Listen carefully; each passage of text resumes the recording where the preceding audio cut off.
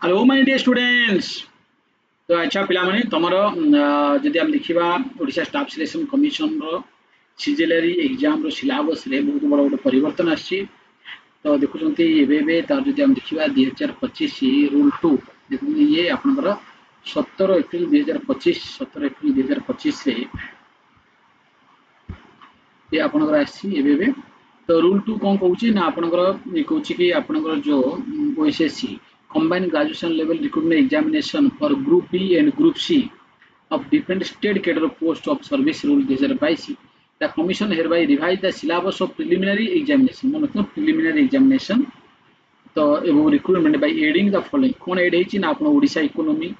Odisha history Odisha Odisha heritage and culture ये 10th standard ये add है फ्रेंड्स। तो तेणु नुआ सिलेबस यदि आप देखिले एरिथमेटिक 10th स्टैंडर्ड आगु थिला डाटा इंटरप्रिटेशन थिला लॉजिकल रीजनिंग एनालिटिकल एबिलिटी थिला current events on national international importance थिला कंप्यूटर इंटरनल अवेयरनेस थिला Odisha economy Odisha history Odisha geography Odisha heritage and culture ये एड है नुआ रे मन रखितांतो।